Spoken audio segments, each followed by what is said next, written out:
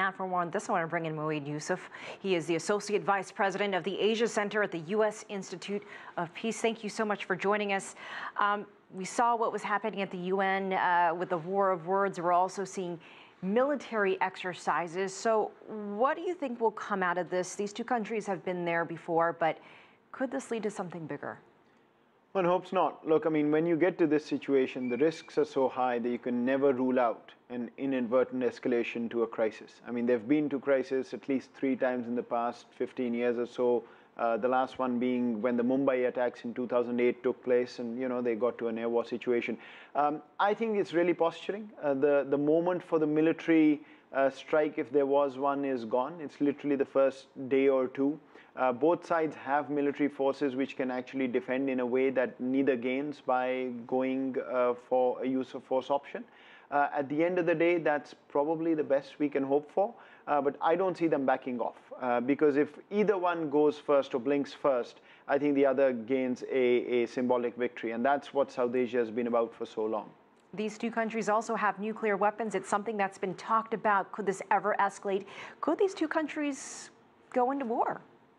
I don't want to think about it because what comes after that is quite horrific. One of the things that we've found so far is that short of war, they know how to control the situation. Once you get into a war situation, neither side has ever managed or had an opportunity to see how to control it. Once you're in war, the fog of war hits, anything can go wrong. And part of the problem is the entire world descends on India and Pakistan and says, don't do this, don't go to war. But only in the crisis moment. Once the crisis is over, everybody goes about their business, forgets about it till the next crisis. And the key is to find a way not to allow these countries to get to this point. Because once they're there, as I said, the risks are simply too high with nuclear weapons in the mix. Narendra Modi, Nawaz Sharif, they have a personal relationship. There was a lot of optimism at one point. Modi even went to Sharif's house just 8 or 9 months ago. What's the status of their relationship? And could the two of them bring down the tensions? To be very honest, I don't think they have one. The relationship is better than what most expected in the beginning because Modi has a hardline view on Pakistan, etc. But since that visit that you mentioned, I mean, he coming to Lahore, things have gone down and things have gone south very, very quickly. This particular incident and the war of words, it's Modi and Nawaz Sharif. So you can see very clearly that this is coming from the very top. And once the situation gets so dicey, I think the kind of relationship that these two have cannot overshadow the kind of situation that they're in. India and Pakistan, remember, 70 years, wars, nuclear weapons. A relationship can take you only that far. It may not get you, it may not get the countries to war. But short of that, I think they've really got to work on their issues. And that's where the biggest weakness is. They keep talking about it.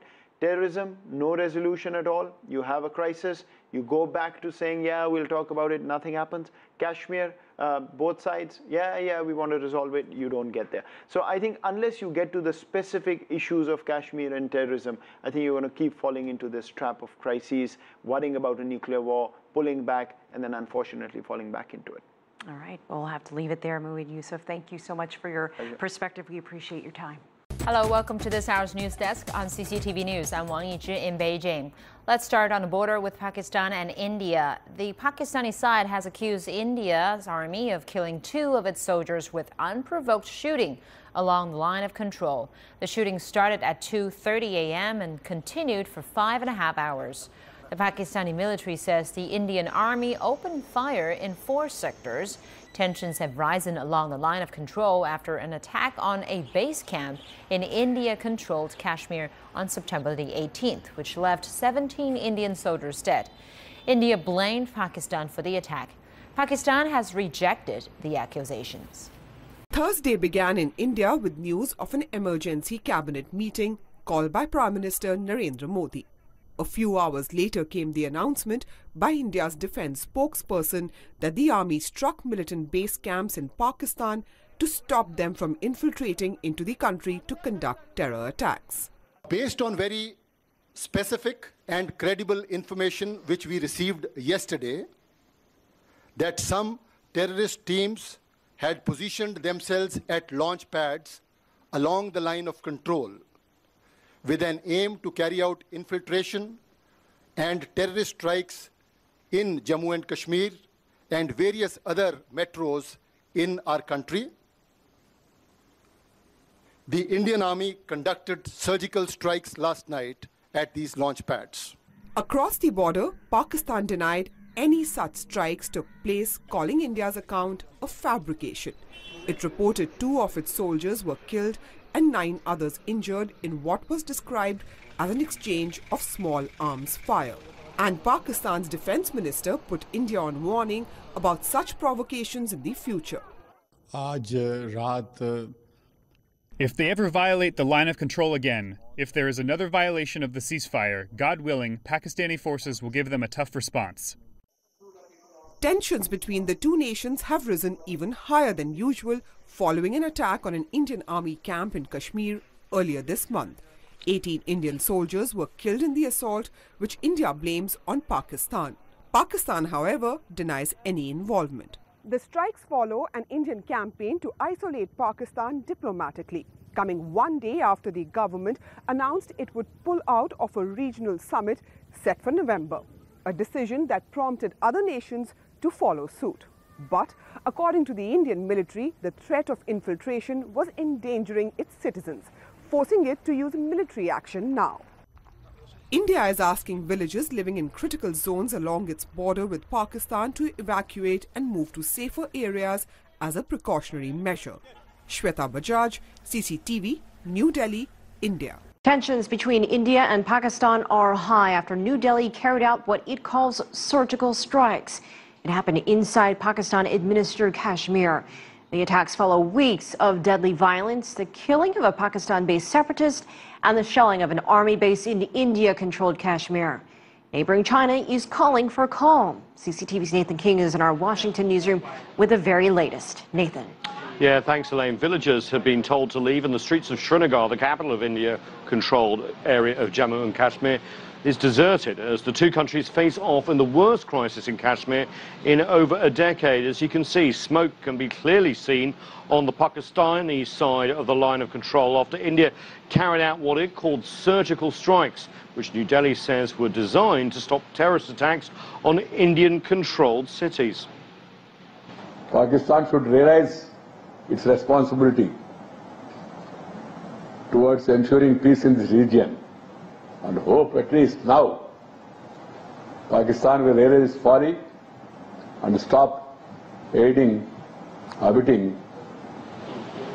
terrorism against India. Pakistan says Indian forces killed 2 Pakistani soldiers and wounded 9 others. Pakistan's Prime Minister Nawaz Sharif condemned the attacks as, quote, unprovoked and naked aggression.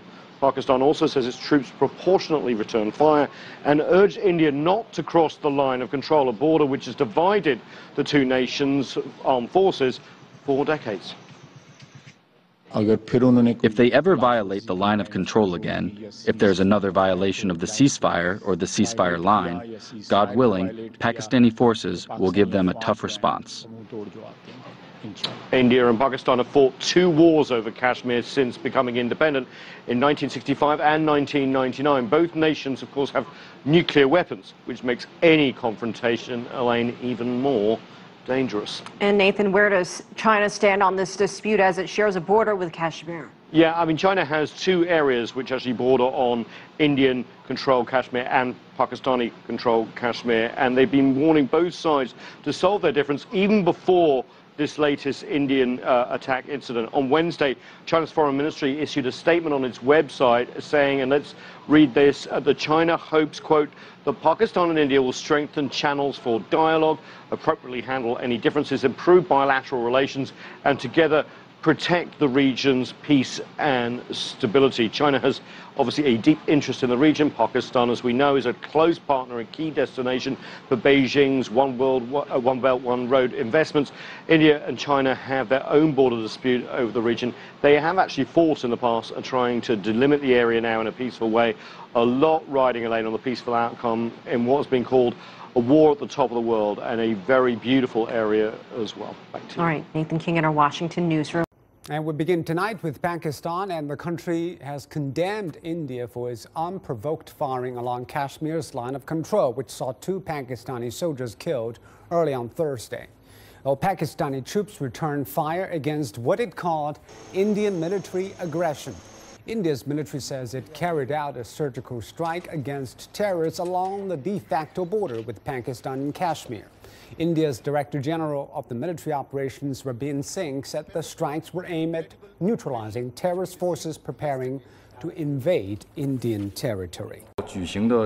China and India held a dialogue on fighting terrorism on the 27th of this month. We held conversations on specific measures to enhance cooperation in the area of anti-terrorism and safety, and how to face the threat of terrorism. We reached an important consensus. China has been addressing tensions between India and Pakistan through various channels. We are keeping communication open and hope India and Pakistan will enhance dialogue, solve their differences properly, and safeguard the stability and security of the region.